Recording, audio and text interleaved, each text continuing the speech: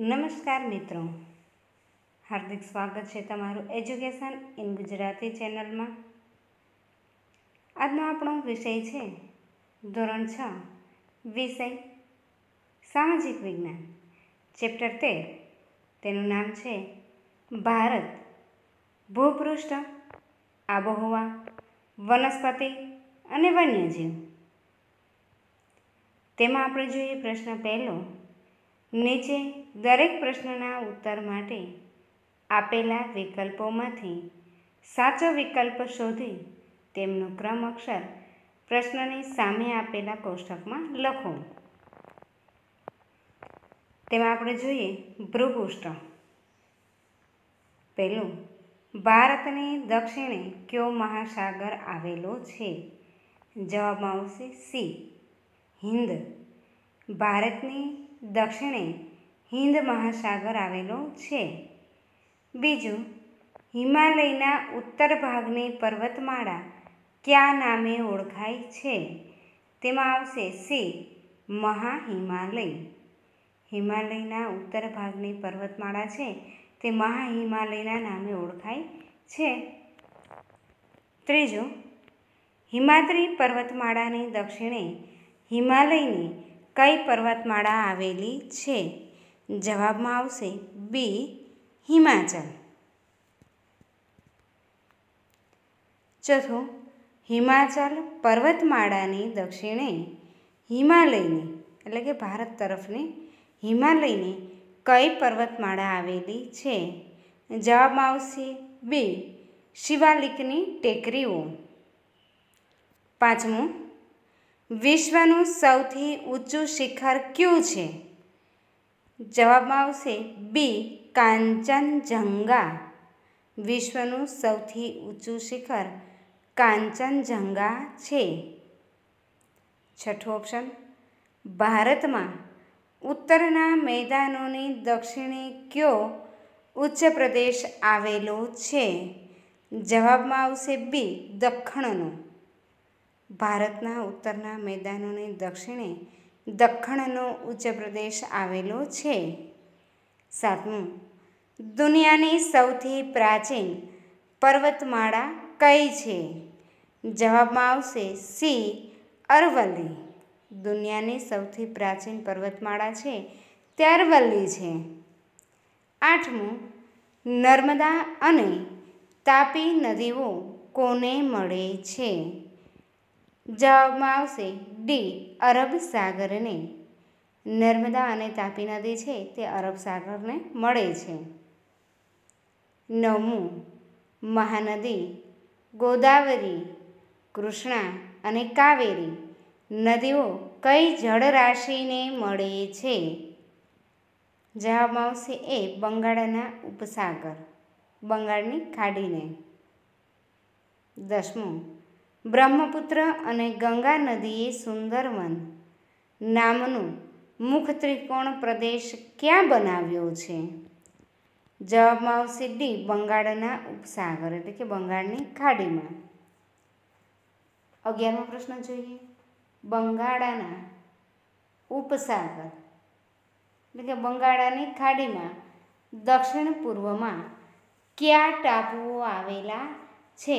જવાબ આવશે સી, અંદમાન અને નિકોબાર। હવે આપણે જોઈએ આબોહવા। તેમાં પહેલું છે કે ભારતમાં શિયાળો કયા મહિનાઓ દરમિયાન હોય છે? ઓપ્શન આવશે બી, ડિસેમ્બરથી ફેબ્રુઆરી, કે ભારતમાં શિયાળો છે તે ડિસેમ્બરથી ફેબ્રુઆરી મહિનાઓ દરમિયાન હોય છે। બીજું જોઈએ, ભારતમાં ઉનાળો કયા મહિનાઓ દરમિયાન હોય છે? જવાબ આવશે સી, માર્ચથી મે। ભારતમાં ઉનાળો છે તે માર્ચથી મે મહિનાઓ દરમિયાન હોય છે। ત્રીજો પ્રશ્ન છે, ભારતમાં ચોમાસું કયા મહિનાઓ દરમિયાન હોય છે? ડી, જૂનથી સપ્ટેમ્બર। ભારતમાં ચોમાસું જૂનથી સપ્ટેમ્બર મહિનાઓ દરમિયાન હોય છે। ચોથું, ભારતમાં પાછા ફરતા મોસમી પવનોની ઋતુ કયા મહિનાઓ દરમિયાન હોય છે? જવાબમાં આવશે બી, ઓક્ટોબરથી નવેમ્બર। ભારતમાં પાછા ફરતા મોસમી પવનો છે તે ઓક્ટોબરથી નવેમ્બર મહિનાઓ દરમિયાન હોય છે. 5. ભારતમાં કઈ ઋતુ ખેતી માટે ખૂબ અગત્યની ગણાય છે? જવાબમાં આવશે સી. ચોમાસું.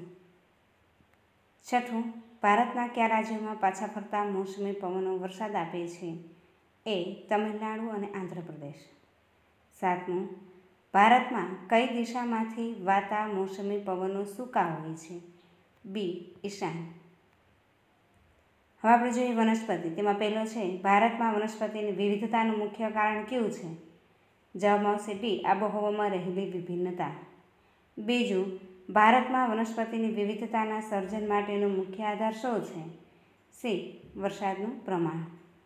ત્રીજું, ભારતમાં કયા પ્રકારના જંગલોના વૃક્ષો પાનખર ઋતુ દરમિયાન પોતાના પાંદડા ખેરવી નાખે છે? તેમાં આવશે એ. મોસમી. ચોથું, કયા પ્રકારના જંગલોને મોસમી જંગલો કહે છે? જવાબમાં આવશે ડી. પાનખર. 5. સાગ અને સાલ કયા પ્રકારના જંગલોના વૃક્ષો છે? જવાબમાં આવશે એ. પાનખર, જેને ખરાઓ પણ કહેવાય છે. 6. ગુજરાત અને રાજસ્થાનમાં કયા પ્રકારના જંગલો જોવા મળે છે? જવાબમાં આવશે સી. સૂકા અને ઝાખરાવાળા. 7. કયું વૃક્ષ ઉષ્ણકટિબંધીય પાનખર જંગલોનું વૃક્ષ છે? તેમાં આવશે એ. લીમડો. 8. ચીડ, દેવદાર અને પાઇન તે કયા પ્રકારના જંગલોના વૃક્ષો છે? જવાબમાં આવશે સી. પર્વતીય. 9. નીચેના પૈકી કયું વૃક્ષ ગુજરાતના સમુદ્ર કિનારાના દલદલીય વિસ્તારમાં થાય છે? જવાબમાં આવશે ડી. ચેર. આપણે જોઈએ વન્યજીવ. તેમાં પહેલું છે ભારતનું રાષ્ટ્રીય પ્રાણી કયું છે? જવાબમાં આવશે બી. વાઘ. ભારતનું રાષ્ટ્રીય પ્રાણી વાઘ છે. બીજું, કયા રાજ્યોના જંગલો હાથીઓ માટે જાણીતા છે? જવાબમાં આવશે બી. કેરળ અને કર્ણાટક. ત્રીજું, ભારતના જંગલોમાં એશિયાઈ સિંહ ક્યાં જોવા મળે છે? જવાબમાં આવશે એ. ગીરના જંગલોમાં. ચોથું, આપણું રાષ્ટ્રીય પક્ષી કયું છે? તેમાં જવાબમાં આવશે સી. મોર. આપણું રાષ્ટ્રીય પક્ષી મોર છે. 5. ગુજરાતના કયા સરોવરમાં શિયાળા દરમિયાન પાયાવર પક્ષીઓ આવે છે? જવાબમાં આવશે ડી. નળ સરોવરમાં. પ્રશ્ન બીજો છે યોગ્ય શબ્દો કે અંકો વડે નીચેના વિધાનોની ખાલી જગ્યાઓ પૂરો. તેમાં પહેલું જોઈએ ભૂપૃષ્ઠ. તેમાં પહેલું છે ભારત ભૌગોલિક ખાલી જગ્યા ધરાવતો દેશ છે. જવાબમાં આવશે વિવિધતા. ભારત છે તે ભૌગોલિક વિવિધતા ધરાવતો દેશ છે. બીજું, ભારતની પૂર્વે ખાલી જગ્યાનો ઉપસાગર આવેલો છે. ખાલી જગ્યામાં આવશે બંગાળા. ભારતની પૂર્વે બંગાળાનો ઉપસાગર આવેલો છે. ત્રીજું, ભારતની પશ્ચિમે ખાલી જગ્યા સાગર આવેલો છે. ખાલી જગ્યામાં આવશે અરબ. ભારતની પશ્ચિમે અરબ સાગર આવેલો છે. ચોથું, ભારતની દક્ષિણે ખાલી જગ્યા મહાસાગર આવેલો છે. ખાલી જગ્યામાં આવશે હિન્દ. ભારતની દક્ષિણે હિન્દ મહાસાગર આવેલો છે. 5. ભારતની ઉત્તર દક્ષિણ લંબાઈ આશરે 3214 કિલોમીટર છે. 6. છે કે ભારતની પૂર્વ પશ્ચિમની પહોળાઈ આશરે 2933 કિલોમીટર છે. 7મી ખાલી જગ્યા છે વિશ્વનું સૌથી ઊંચું પર્વત શિખર માઉન્ટ એવરેસ્ટ છે. 8મી ખાલી જગ્યા માઉન્ટ એવરેસ્ટ મહાહિમાલય પર્વતમાળામાં આવેલું છે. 9. અંદમાન અને નિકોબાર ટાપુઓ ખાલી જગ્યામાં આવેલા છે. તેમાં આવશે બંગાળના ઉપસાગર. 10. લક્ષદ્વીપ ટાપુઓ ખાલી જગ્યાથી બનેલા છે. તેમાં આવશે પરવાળા. 11. મધ્ય અને દક્ષિણ ભારતના ઉચ્ચ પ્રદેશમાંથી વિપુલ પ્રમાણમાં ખાલી જગ્યા મળી આવે છે. ખનિજો.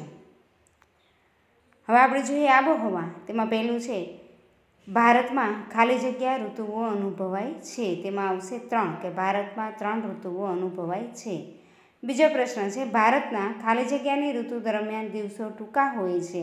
તેમાં આવશે શિયાળા કે ભારતમાં શિયાળાની ઋતુ દરમિયાન દિવસો છે તે ટૂંકા હોય છે. ત્રીજું, ભારતમાં ખાલી જગ્યાની ઋતુ દરમિયાન દિવસો લાંબા હોય છે. ખાલી જગ્યામાં આવશે ઉનાળા. ભારતમાં ઉનાળાની ઋતુ દરમિયાન દિવસો લાંબા હોય છે. ચોથું, ભારતમાં ઉનાળાની ઋતુમાં બપોરે ફૂંકાતા ગરમ પવનોને ખાલી જગ્યા કહે છે. તેમાં આવશે લૂ, કે ભારતમાં ઉનાળાની ઋતુમાં બપોરે ફૂંકાતા ગરમ પવનોને લૂ કહે છે. પાંચમું છે, ભારતમાં ચોમાસાની ઋતુમાં ખાલી જગ્યા દિશામાંથી ભેજવાળા પવનો વાય છે. ખાલી જગ્યામાં આવશે નૈઋત્ય. છઠ્ઠું, પાછા ફરતા મોસમી પવનો ખાલી જગ્યા પરથી પસાર થતાં ભેજવાળા બને છે. તેમાં આવશે બંગાળના ઉપસાગર. હવે આપણે જોઈએ વનસ્પતિ. તેમાં પહેલું છે ઉષ્ણકટિબંધીય ખાલી જગ્યા જંગલોના વૃક્ષો ગાઢ અને ઘટાદાર હોય છે. તેમાં ખાલી જગ્યામાં આવશે વરસાદે. બીજું, સૂકા અને ઝાખરાવાળા જંગલોના વૃક્ષો ખાલી જગ્યા હોય છે. તેમાં આવશે કાંટાળા. ત્રીજું, ખાલી જગ્યા જંગલોના વૃક્ષોના પાંદડા સોયદાર હોય છે. તેમાં આવશે શંકુદ્રમ. ચોથી ખાલી જગ્યા ભરતીના જંગલો એટલે કે મેંગ્રોવ સમુદ્રની ભરતીના ખાલી જગ્યા પાણીમાં વિકસે છે. ખાલી જગ્યામાં આવશે ખારા. પાંચમું, ગંગા નદીના મુખ ત્રિકોણ પ્રદેશમાં ખાલી જગ્યા નામના વૃક્ષો થાય છે. તેમાં આવશે સુંદરી. છઠ્ઠું, ગુજરાતના સમુદ્ર કિનારે ભરતીના જંગલો એટલે કે મેંગ્રોવમાં ખાલી જગ્યાના વૃક્ષો જોવા મળે છે. તેમાં આવશે ચેર. સાતમું, જંગલો ખાલી જગ્યાને શુદ્ધ રાખે છે. તેમાં આવશે ખાલી જગ્યામાં વાતાવરણ. આઠમું, જંગલો ખાલી જગ્યા અટકાવે છે. તેમાં આવશે ધોવાણ. નવમી ખાલી જગ્યા છે જંગલો ખાલી જગ્યા જળ સંરક્ષણ કરે છે. જેમાં આવશે ભૂમિગત. જંગલો છે તે ભૂમિગત જળ સંરક્ષણ કરે છે. હવે આપણે જોઈએ વન્યજીવ. તેમાં પહેલી ખાલી જગ્યા છે કે જંગલી ખાલી જગ્યા હિમાલય અને નીલગિરી પર્વતોમાં જોવા મળે છે. તેમાં આવશે બકરી. બીજી ખાલી જગ્યા છે ખાલી જગ્યા સમગ્ર વિશ્વમાં એકમાત્ર ગુજરાતમાં ગીરના જંગલોમાં જોવા મળે છે. તેમાં ખાલી જગ્યામાં આવશે એશિયાઈ સિંહ. એશિયાઈ સિંહ છે તે સમગ્ર વિશ્વમાં માત્ર એક ગુજરાતના ગીરના જંગલોમાં જ જોવા મળે છે. ત્રીજું, ખાલી જગ્યા ભારતનું રાષ્ટ્રીય પક્ષી છે. તેમાં આવશે મોર. મોર છે તે ભારતનું રાષ્ટ્રીય પક્ષી છે. ચોથું છે ખાલી જગ્યા ગુજરાતનું રાજ્ય પક્ષી છે. તેમાં આવશે સુરખાબ. સુરખાબ ગુજરાતનું રાજ્ય પક્ષી છે. પાંચમું, અભયારણ્યની રચના ખાલી જગ્યા દ્વારા કરવામાં આવે છે. તેમાં આવશે રાજ્ય સરકાર. અભયારણ્યની રચના છે તે રાજ્ય સરકાર દ્વારા કરવામાં આવે છે. પછીની છઠ્ઠી ખાલી જગ્યા છે કે જૈવ આરક્ષિત ક્ષેત્રની રચના ખાલી જગ્યા માપદંડો મુજબ કરવામાં આવે છે. તેમાં આવશે આંતરરાષ્ટ્રીય. પ્રશ્ન ત્રીજો, નીચેના વિધાનોમાંથી ખરા વિધાનો સામે ખરાની અને ખોટા વિધાનો સામે ખોટાની નિશાની કરો. તેમાં જોઈએ ભૂપૃષ્ઠ. તેમાં પહેલું છે ભારતની ત્રણેય બાજુએ દરિયા કિનારો આવેલો છે. આ વિધાન સાચું છે. બીજું, ભારતની ઉત્તર દક્ષિણ લંબાઈ કરતાં પૂર્વ પશ્ચિમ પહોળાઈ વધારે છે. આ વિધાન ખોટું છે. ત્રીજું, દખણના ઉચ્ચ પ્રદેશનું ભૂપૃષ્ઠ સમતલ છે. આ વિધાન ખોટું છે. ચોથું, નર્મદા અને તાપી નદીઓ અરબ સાગરને મળે છે. આ વિધાન સાચું છે. પાંચમું, પશ્ચિમ ઘાટ તૂટક છે જ્યારે પૂર્વ ઘાટ સળંગ છે. આ વિધાન ખોટું છે. છઠ્ઠું, દખણનો ઉચ્ચ પ્રદેશ જ્વાળામુખીના લાવાનો બનેલો છે. આ વિધાન સાચું છે. સાતમું, પૂર્વ કિનારાનું મેદાન પશ્ચિમ કિનારાના મેદાન કરતાં સાંકડું છે. આ વિધાન ખોટું છે. આઠમું, કાવેરી નદીએ મુખ ત્રિકોણ પ્રદેશ બનાવ્યો છે. આ વિધાન સાચું છે. નવમું, ભારતમાં 4 ટાપુ સમૂહો આવેલા છે. આ વિધાન ખોટું છે. હવે આપણે જોઈએ આબોહવા. તેમાં પહેલું છે કે વાતાવરણમાં થતા રોજિંદા ફેરફારને આબોહવા કહે છે. આ વિધાન ખોટું છે. હવે જોઈએ બીજું કે ભારતમાં શિયાળાની ઋતુમાં દિવસો લાંબા હોય છે. આ વિધાન ખોટું છે. ત્રીજું, ભારતમાં ઉનાળો અકળાવનારી ગરમીની ઋતુ છે. આ વિધાન સાચું છે. ચોથું, ભારતમાં ઉનાળાની ઋતુમાં દિવસો શિયાળાની તુલનામાં ટૂંકા હોય છે. આ વિધાન ખોટું છે. પાંચમું, ભારતમાં ચોમાસું વરસાદની ઋતુ છે. આ વિધાન સાચું છે. છઠ્ઠું, ભારતમાં નૈઋત્ય દિશામાંથી વાતા પવનો ભેજવાળા હોય છે. આ વિધાન સાચું છે. 7મું, પાછા ફરતા મોસમી પવનોની ઋતુમાં પવનો સમુદ્ર પરથી જમીન તરફ ફરે છે. આ વિધાન ખોટું છે. 8મું, પાછા ફરતા મોસમી પવનોની ઋતુમાં પવનો અરબ સાગર પરથી પસાર થતાં ભેજવાળા બને છે. આ વિધાન ખોટું છે. અને 9મું, ભારત મોસમી આબોહવા ધરાવતો દેશ છે. આ વિધાન સાચું છે. આપણે જોઈએ વનસ્પતિ. તેમાં પહેલું છે કે જમીનને આધારે જ વનસ્પતિના પ્રકાર પાડવામાં આવે છે. આ વિધાન ખોટું છે. બીજું, જ્યાં વરસાદનું પ્રમાણ વધારે હોય છે ત્યાં સમશીતોષ્ણ કટિબંધીય જંગલો આવેલા હોય છે. આ વિધાન ખોટું છે. ત્રીજું, ઉષ્ણકટિબંધીય વરસાદી જંગલોમાં સૂર્યના કિરણો જમીન સુધી પહોંચી શકતા નથી. આ વિધાન સાચું છે. ચોથું, મેહોગની, સાલ વગેરે ઉષ્ણકટિબંધીય પાનખર જંગલોના વૃક્ષો છે. આ વિધાન ખોટું છે. 5મું, ઉષ્ણકટિબંધીય પાનખર જંગલોના વૃક્ષો ગાઢ અને ઘટાદાર હોય છે. આ વિધાન ખોટું છે. 6થું, સૂકા અને ઝાખરાવાળા જંગલોના વૃક્ષો કાંટાળા હોય છે. આ વિધાન સાચું છે. અને 7મું, શંકુદ્રમ વનસ્પતિ તેના વૃક્ષોની ઊંચાઈ પરથી ઓળખાય છે. આ વિધાન ખોટું છે. હવે આપણે જોઈએ વન્યજીવ. તેમાં પહેલું આવશે કે ભારતમાં પક્ષીઓની પ્રજાતિઓ મર્યાદિત છે. આ વિધાન ખોટું છે. બીજું, મોર ભારતનું રાષ્ટ્રીય પક્ષી છે. આ વિધાન સાચું છે. ત્રીજું, સિંહ ગીર ઉપરાંત નળ સરોવરમાં જોવા મળે છે. આ વિધાન ખોટું છે. ચોથું, રાષ્ટ્રીય ઉદ્યાનમાં પાલતુ પશુઓને મંજૂરી બાદ ચરાવવાની છૂટ હોય છે. આ વિધાન ખોટું છે. 5મું, રાષ્ટ્રીય ઉદ્યાનને રાજ્ય અને કેન્દ્ર સરકારના સંકલનથી તૈયાર કરવામાં આવે છે. આ વિધાન સાચું છે. 6થું, કચ્છના રણનું આંશિક ક્ષેત્ર એ અભયારણ્ય છે. આ વિધાન ખોટું છે. હવે આપણે જોઈએ પ્રશ્ન ચોથો, બંધ બેસતા જોડકા જોડો. તેમાં ભૂપૃષ્ઠ. તેમાં વિભાગ અ જોઈએ કે અરબ સાગરને મળતી નદી. તેમાં આવશે બીજું નર્મદા. બીજું, બંગાળાના ઉપસાગરને મળતી નદી. તેમાં આવશે ચોથું કાવેરી. ત્રીજું, ગંગાનો મુખ ત્રિકોણ પ્રદેશ. તેમાં આવશે પહેલું સુંદરવન. ચોથું, હિમાલયમાંથી નીકળતી નદી. તેમાં આવશે બ્રહ્મપુત્ર. હવે આપણે જોઈએ આબોહવા. તેમાં પહેલું છે ડિસેમ્બરથી ફેબ્રુઆરી. તેમાં આવશે શિયાળો. બીજું, માર્ચથી મે ઉનાળો. ત્રીજું, જૂનથી સપ્ટેમ્બર. તેમાં આવશે બીજું ચોમાસું. અને ચોથું, ઓક્ટોબરથી નવેમ્બર.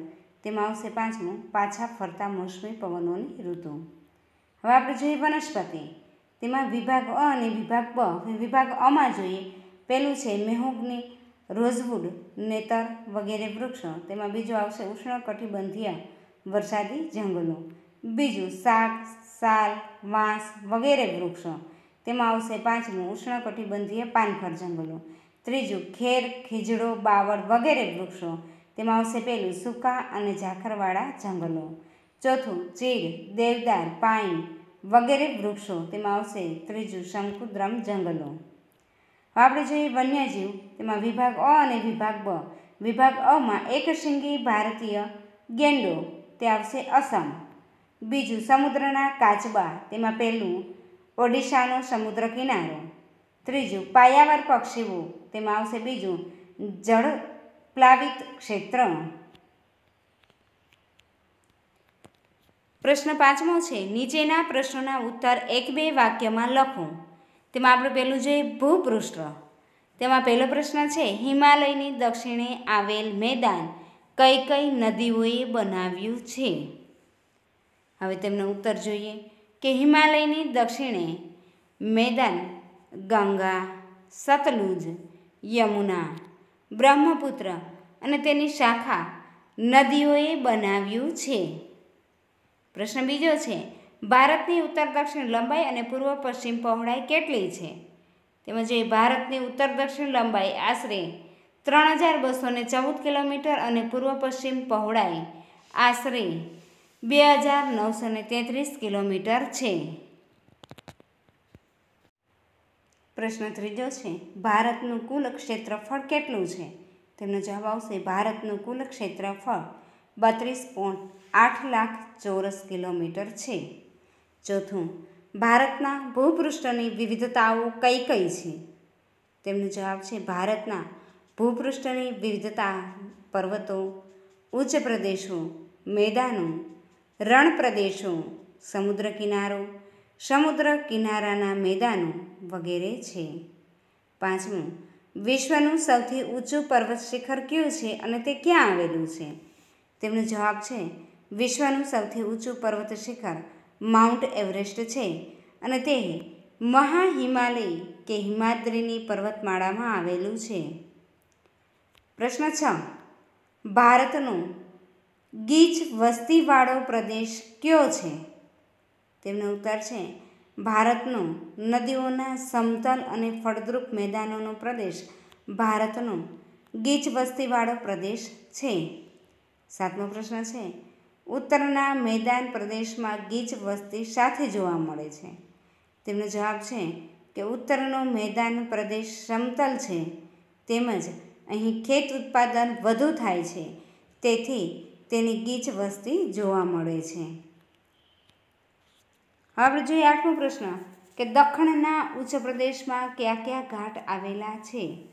તેમનો જવાબ છે દખ્ખણના ઉચ્ચ પ્રદેશમાં તેની પૂર્વ દિશામાં પૂર્વ ઘાટ, પશ્ચિમ દિશામાં પશ્ચિમ ઘાટ આવેલા છે.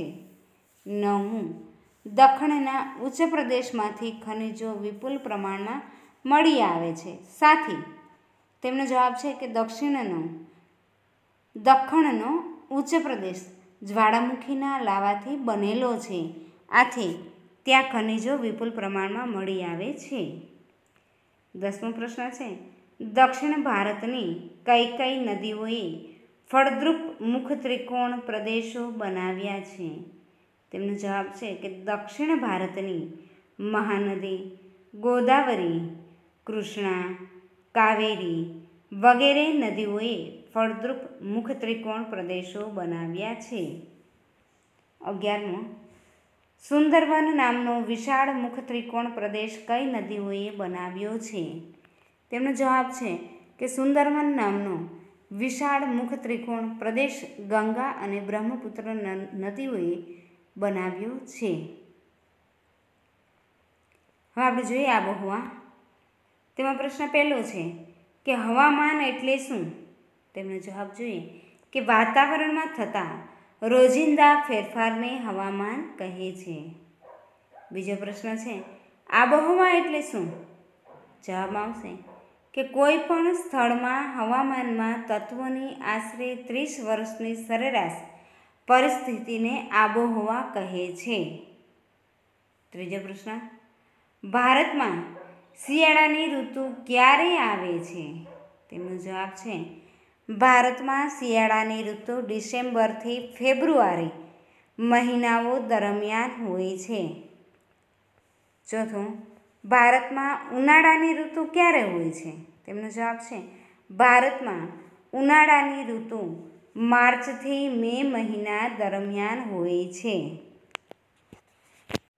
પાંચમો પ્રશ્ન, ભારતમાં ચોમાસાની ઋતુ ક્યારે હોય છે? તેમનો જવાબ છે કે ભારતમાં ચોમાસાની ઋતુ જૂનથી સપ્ટેમ્બર મહિનાઓ દરમિયાન હોય છે. છઠ્ઠું, ભારતમાં કયા પવનો વરસાદ લાવે છે?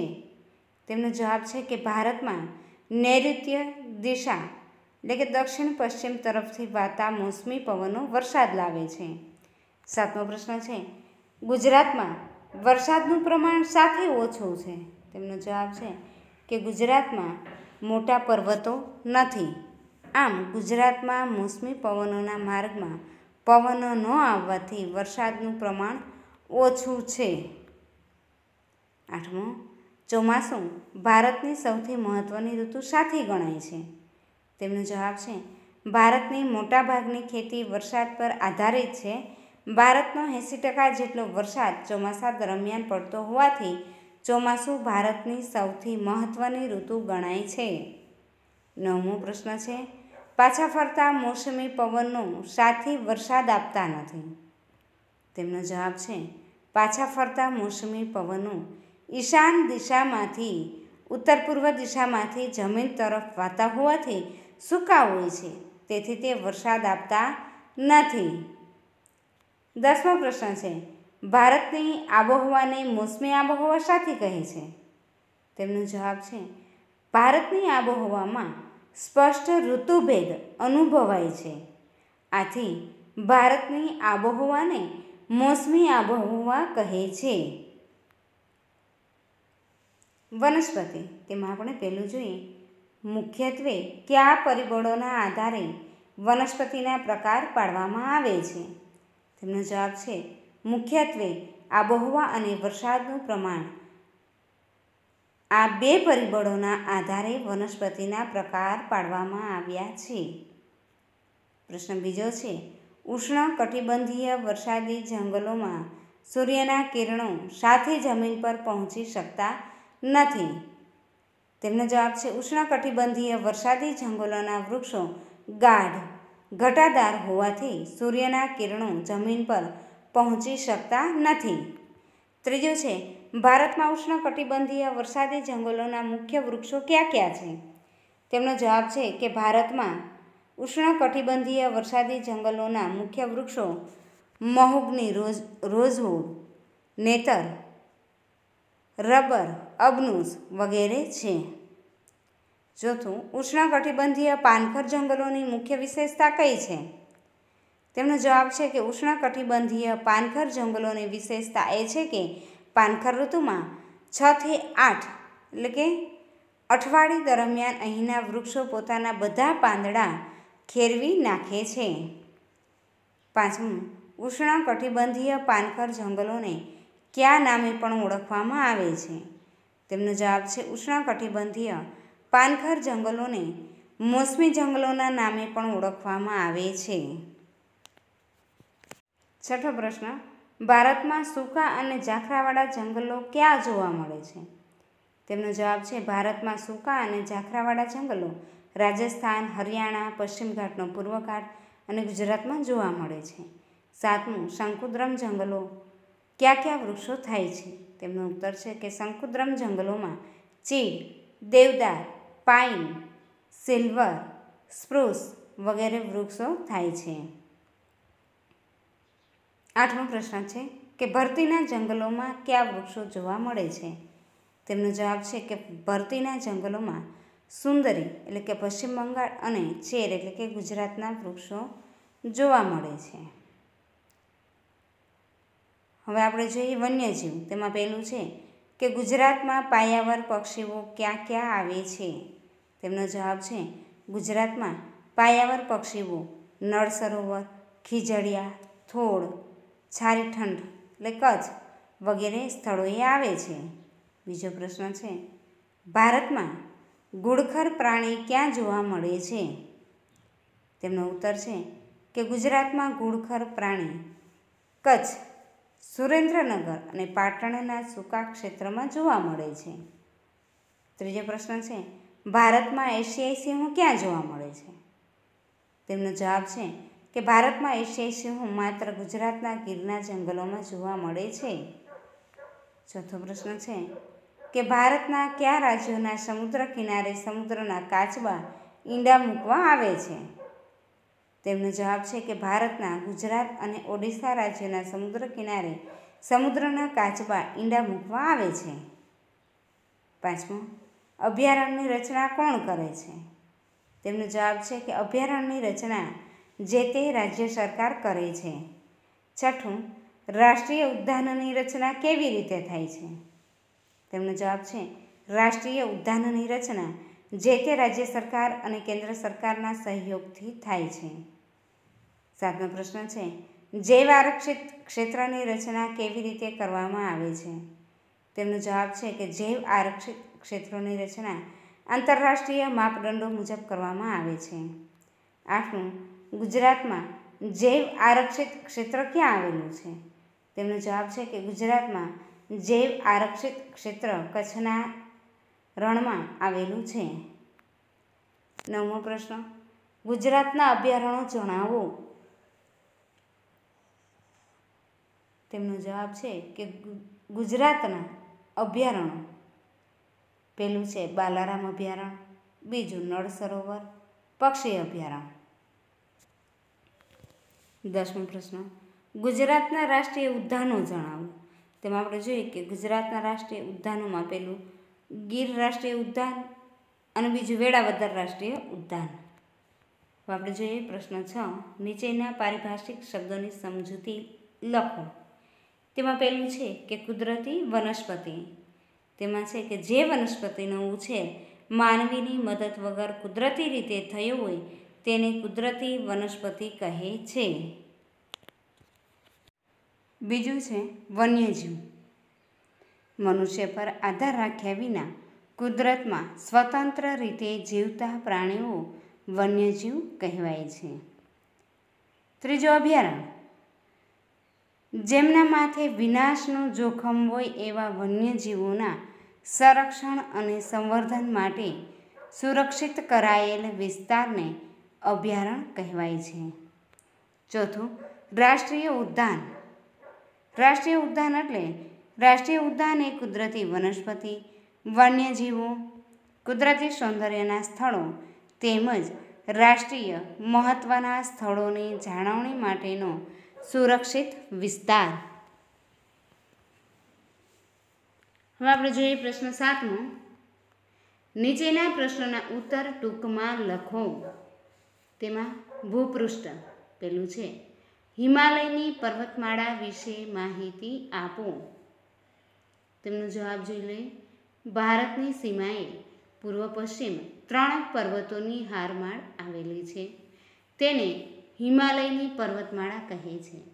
હિમાલયની પર્વતમાળાને 3 ભાગમાં વહેંચવામાં આવે છે. પેલું છેક ઉત્તરમાં મહાહિમાલય કે હિમાદ્રી પર્વતમાળા આવેલી છે. અહીં વિશ્વનું સૌથી ઊંચું શિખર માઉન્ટ એવરેસ્ટ આવેલું છે. બીજું, આ પર્વતમાળા દક્ષિણે મધ્ય હિમાલય કે હિમાચલના પર્વતમાળામાં આવેલી છે. અહીં રમણીય સૌંદર્યધામ તથા પવિત્ર તીર્થધામ આવેલા છે. ત્રીજું, મધ્ય હિમાલયની દક્ષિણે શિવાલિકે લઘુ હિમાલયની પર્વતમાળા આવેલી છે. બીજું, ભારતના દ્વીપ સમૂહો વિશે માહિતી આપો. તેમાં છે કે ભારત 2 દ્વીપ સમૂહો ધરાવે છે. પહેલું લક્ષદ્વીપ ટાપુઓ અને બીજું અંદમાન અને નિકોબાર ટાપુઓ. લક્ષદ્વીપ ટાપુઓ અરબ સાગરમાં કેરળના કિનારાથી પશ્ચિમે આવેલા છે. તે પરવાળાના નિક્ષેપથી બનેલા છે. અંદમાન નિકોબાર ટાપુઓ બંગાળના ઉપસાગરમાં દક્ષિણ પૂર્વે આવેલા છે. આ ટાપુઓ લક્ષદ્વીપ ટાપુઓ કરતાં મોટી સંખ્યામાં વધારે અને વિસ્તૃત ક્ષેત્રમાં પથરાયેલા છે. હવે જોઈએ આબોહવા. તેમાં પહેલું છે ભારતની ઉનાળાની ઋતુ વિશે માહિતી આપો.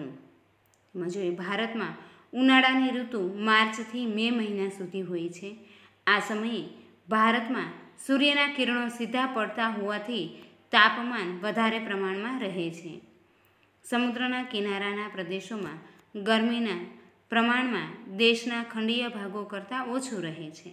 ભારતના મોટા ભાગના પ્રદેશોમાં ઉનાળો એકંદરે ગરમ અને સૂકો હોય છે. બપોરે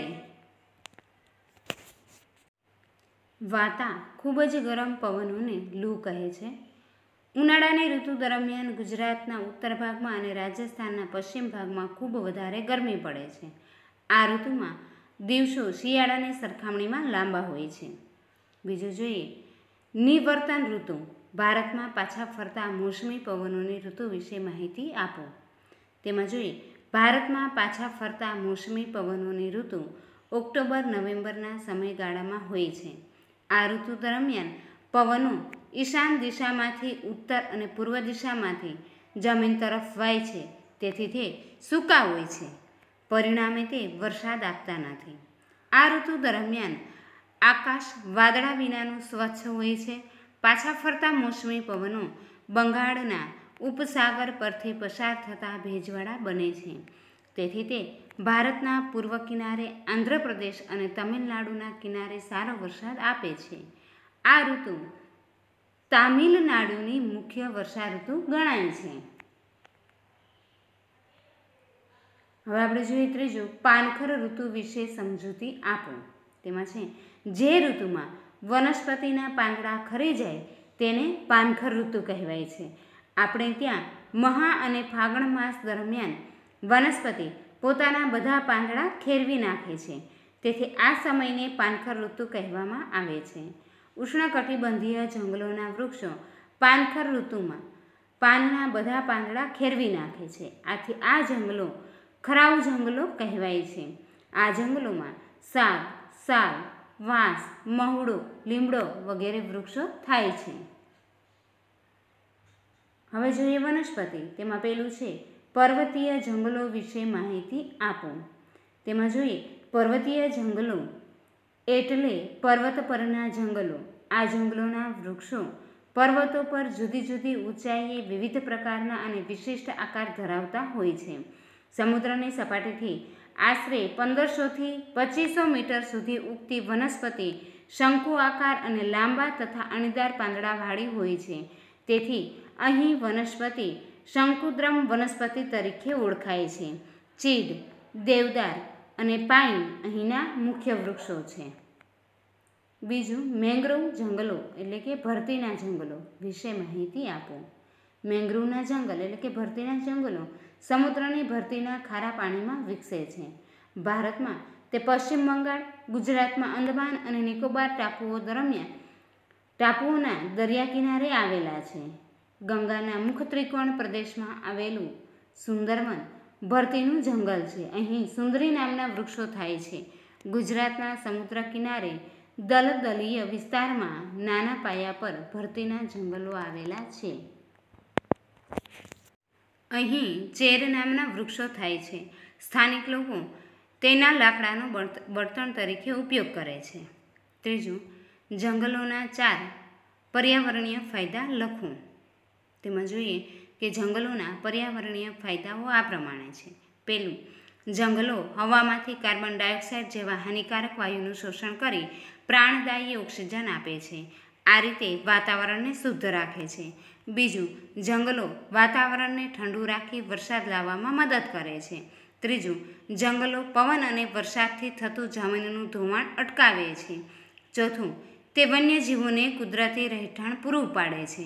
પાંચમું, જંગલો ભેજને સંઘરી રાખે છે અને ભૂમિગત જળને સાચવી રાખે છે. છઠ્ઠું, તે રણને આગળ વધતું અટકાવી ફળદ્રુપ જમીનનું રક્ષણ કરે છે. ચોથો પ્રશ્ન, જંગલના 4 આર્થિક ફાયદાઓ લખો. જંગલોના આર્થિક ફાયદાઓ આ પ્રમાણે છે. તેમાં પહેલું, જંગલની મુખ્ય પેદાશ લાકડું છે. જંગલમાંથી સાગ, સાલ, સીસમ જેવા મજબૂત અને ટકાઉ ઇમારતી લાકડા મળે છે. બીજું, બાવળ અને ખેર જેવા વૃક્ષોનું લાકડું બળતણ તરીકે વપરાય છે. ત્રીજું, જંગલોની વિવિધ પ્રકારની વનસ્પતિ ઔષધિ તરીકે વપરાય છે. ચોથું, જંગલોના કેટલાક વૃક્ષોનું લાકડું કેટલાક ઉદ્યોગો માટે કાચા માલ તરીકે ઉપયોગી છે.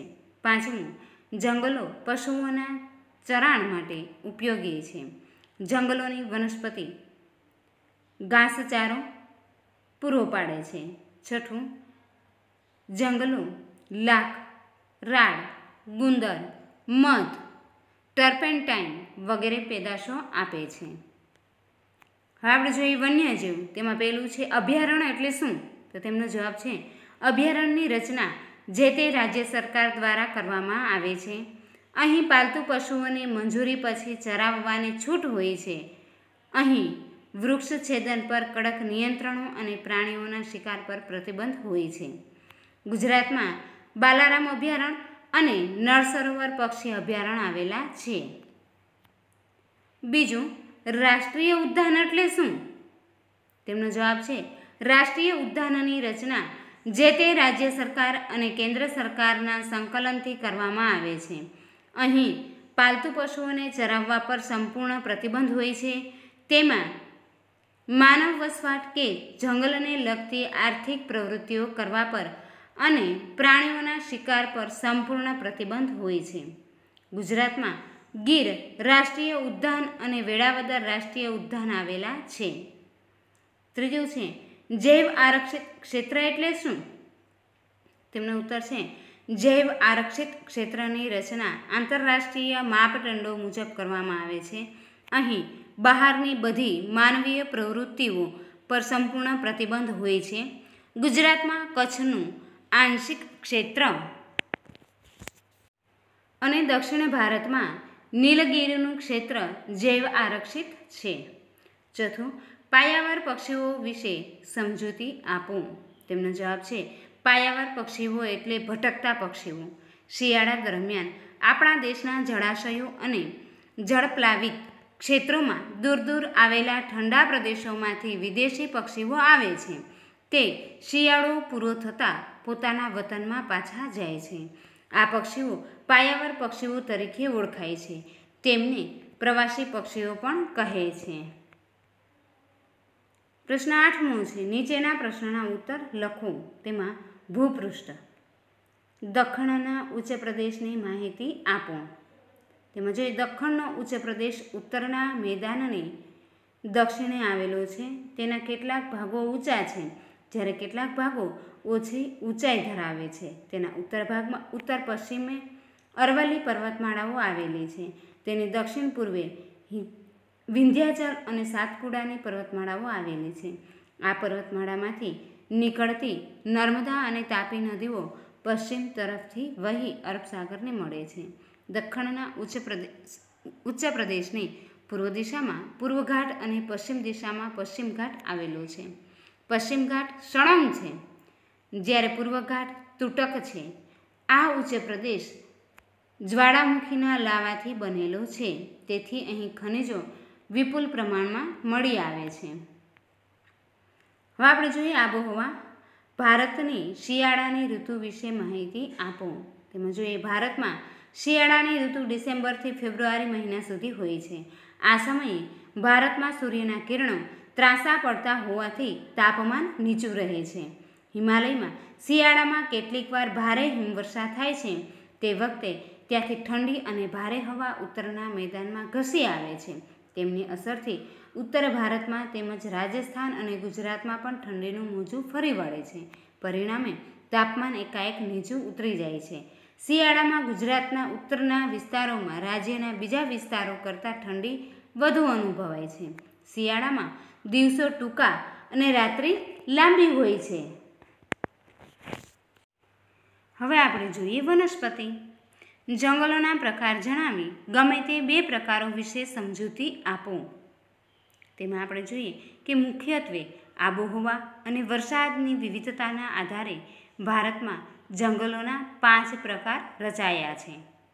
પહેલું ઉષ્ણકટિબંધીય વરસાદી જંગલો, બીજું ઉષ્ણકટિબંધીય પાનખર જંગલો, ત્રીજું સૂકા અને ઝાખરવાળા જંગલો, ચોથું પર્વતીય જંગલો, પાંચમું ભરતીના જંગલો. તેમાં જોઈએ પહેલું ઉષ્ણકટિબંધીય વરસાદી જંગલો. ભારતના આ જંગલો વાર્ષિક 200 સેમી કરતાં વધુ વરસાદવાળા પ્રદેશોમાં આવેલા છે. આ જંગલોના વૃક્ષો અને ઘટાદાર હોવાથી અહીં સૂર્યના કિરણો જમીન સુધી પહોંચી શકતા નથી. આ જંગલોના વૃક્ષોમાં એકસાથે પાનખર આવતી નથી, તેથી તે 12 માસ લીલા રહે છે. ભારતમાં તે પશ્ચિમ ઘાટના કિનારા તરફના ઢોળાવોમાં પટ્ટી રૂપે અંદમાન અને નિકોબાર ટાપુઓ પર ઉત્તર પૂર્વ ભારતના કેટલાક ભાગોમાં આવેલા છે. મહોગની, અબનુસ, રોઝવુડ, નેતર, રબર વગેરે અહીંના મુખ્ય વૃક્ષો છે. બીજું ઉષ્ણકટિબંધીય પાનખર જંગલો. આ જંગલો ઓછા ઘટાદાર હોય છે. તેના વૃક્ષો પાનખર ઋતુમાં પોતાના બધા પાંદડા ખેરવી નાખે છે, તેથી તે પાનખર કે ખરાવ જંગલો કહેવાય છે. આ જંગલોના વૃક્ષો મોસમ પ્રમાણે પાન ખેરવતા હોવાથી તેને મોસમી જંગલો પણ કહે છે. ભારતમાં આ પ્રકારના જંગલો ઘણા વિસ્તારમાં આવેલા છે. સાગ, સાલ, વાંસ, સીસમ, મહુડો, લીમડો વગેરે અહીંના મુખ્ય વૃક્ષો છે. પહેલું પ્રકરણની વિગતોને આધારે નીચેના કોષ્ટકમાં માગ્યા મુજબ વિગતો ભરો. તેમાં આપણે જોઈએ કે જંગલોના પ્રકાર સામે તે જંગલોમાં જોવા મળતા વૃક્ષોની યાદી બનાવો. તેમાં પહેલું છે ઉષ્ણકટિબંધીય વરસાદના જંગલો, તેમાં આવશે મહોગની, રોઝવુડ, નેતર. બીજું ઉષ્ણકટિબંધીય પાનખર જંગલો, તેમાં આવશે સાગ, સાલ, વાંસ. ત્રીજું સૂકા અને ઝાખરાવાળા જંગલો, તેમાં આવશે થોર, ખેર, ખીજડો. ચોથું પર્વતીય જંગલો, તેમાં આવશે ચીડ, દેવદાર, પાઇન. પાંચમું મેગ્રુવ જંગલો, તેમાં આવશે સુંદરી, ચેર. થેન્ક યુ મિત્રો.